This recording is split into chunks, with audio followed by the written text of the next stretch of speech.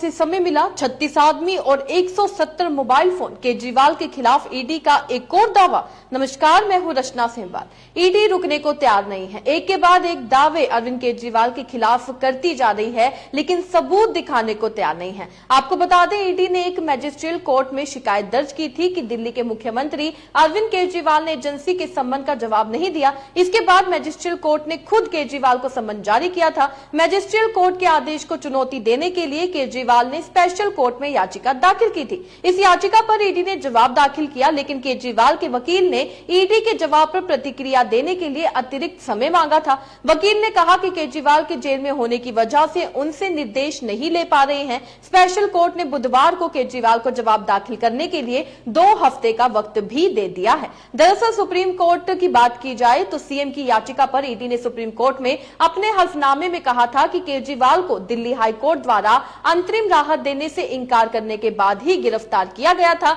जांच एजेंसी ने शीर्ष अदालत से कहा कि 9 बार समन जारी करने के बावजूद अरविंद केजरीवाल उनके सामने पेश न होकर पूछताछ से बच रहे थे। यहां पर ये तो बता दिया ईडी ने कि 9 बार वो सम्मन जारी करने के बाद भी अरविंद केजरीवाल उनके सामने पेश नहीं हुए, लेकिन ये नहीं बताया गया कि अरविंद केजरीवाल ने क्या कारण बताया था। अरविंद केजरीवाल ने कहा था जो सम्मन उन्हें भेजे गए हैं वो अमाननीय है, वो सही नहीं है और गैर कानूनी है, राजनीति से प्रेरित है। इस बारे में कोर्ट में कोई भी जिक्र नहीं किया गया। इसके अलावा ईडी ने कहा कि घोटाले की अवधि के दौरान 36 व्यक्तियों द्वारा लगभग 170 से ज्यादा मोबाइल फोन बदले गए और नष्ट कर दिए गए। एक और दावा इधर ईडी के द्वारा किया जा रहा है। 170 मोबाइल फोन को नष्ट करने का दावा ईडी के द्वारा किया गया है और ईडी को यह भी पता है कि 36 व्यक्तियों ने इस मोबाइल फोनों को जो है नष्ट किया है। अगर ईडी को इतना सब पता है तो आज तक ईडी सबूत क्यों नहीं सामने पेश कर देती है, चाहे वो मनीष सिसोदिया के खिलाफ हो, सत्येंद्र जैन के खिलाफ हो या फिर अरविंद केजरीवाल के खिलाफ हो। ईडी को सब कुछ पता है, ईडी के पास सब कुछ है,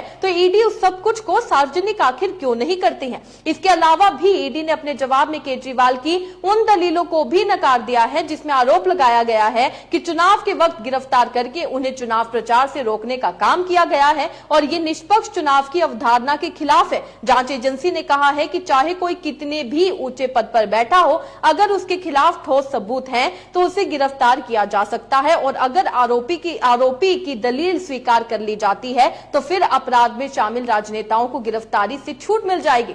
यहाँ पे राजनेताओं और नेताओं की बात की जा रही है। कितने नेता ऐसे हैं जो बीजेपी में शामिल हो गए हैं और बीजेपी की वॉशिंग मशीन में धुल चुके हैं, पाक साफ हो गए हैं। आखिर उन पर ईडी कार्रवाई क्यों नहीं करती है? ईडी यहाँ पर अपने आप को पाक साफ बता रही है। ईडी का कहना है कि कोई भी किसी भी पद में हो, कोई भी नेता किसी भी पद में आखिर क्यों ना हो, उसे गिरफ्तार किया जा सकता है अगर उसके खिलाफ पुख्ता सबूत है। तो इसके पहले भी कितने ऐसे नेता हैं जिनके खिलाफ कार्रवाई हो रही थी, लेकिन आज उनके खिलाफ कोई भी कार्रवाई नहीं हो रही है। आखिर ऐसा यहाँ पर ईडी का हमें दोहरा व्यवहार देखने को मिलता है, दोहरा रवैया देखने को मिलता है। वही झूठ बोलने की मशीन है ईडी। आम आदमी पार्टी ने भी आरोप लगाया है ईडी पर निशाना साधते हुए। आम आदमी पार्टी ने कहा कि एजेंसी झूठ बोलने की मशीन के अलावा कुछ नहीं है। ईडी भाजपा के कहने पर झूठ परोस रही है। ईडी के पास मुख्यमंत्री के खिलाफ एक भी सबूत नहीं है। किसी भी आप नेता से पैसे का कोई लेन देन नहीं जुड़ा है। आबकारी नीति से जुड़े आरोपों से चंदा लेने का मामला भाजपा से जुड़ा है।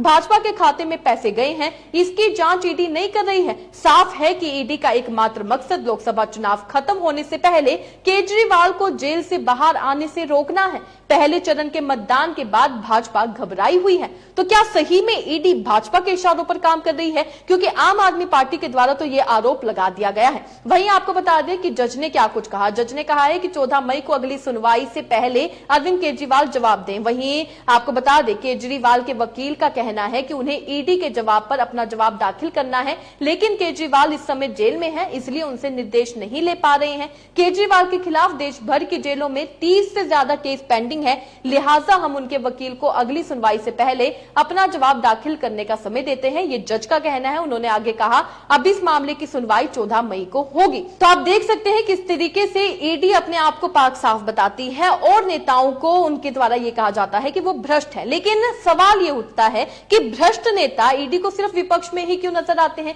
क्या भ्रष्ट नेता भाजपा में नहीं है? जो भी नेता जो पहले विपक्ष में थे, जिन पर कार्रवाई होती थी, आज जब वो भाजपा में शामिल हो गए तब कोई कार्रवाई नहीं होती है। यहां पर कोर्ट में ईडी के द्वारा यह कहा गया है कि कोई भी नेता किसी में पद में आखिर क्यों ना हो, अगर ईडी के पास पुख्ता सबूत है तो वो उन्हें गिरफ्तार कर सकती है, तो आखिर और नेताओं को गिरफ्तार क्यों नहीं जा रहा है? हेमंत बसवा की बात की जाए, शुभेंदु अधिकारी की बात की जाए, ना जाने इस लिस्ट में और कितने नेता हैं जो भाजपा में चले गए और अब पाक साफ हो गए हैं। इलेक्टोरल बॉन्ड को लेकर ईडी कुछ नहीं बोलती है। इलेक्टोरल बॉन्ड का घोटाला आज देश का सबसे बड़ा घोटाला बन चुका है, उसके ऊपर ईडी कुछ भी नहीं करती है, कोई भी कार्रवाई आज तक नहीं की गई है। आखिर ये ईडी का दोहरा रवैया देखने को क्यों मिल रहा है? इस खबर से आप क्या समझते हैं? अपने राय कमेंट में लिखकर जरूर बताइएगा। इसी तरीके से देश और दुनिया से जुड़ी हर छोटी सी बड़ी अपडेट के लिए FBN यानी फ्रंटलाइन ब्रेकिंग न्यूज के साथ बने रहिएगा। धन्यवाद।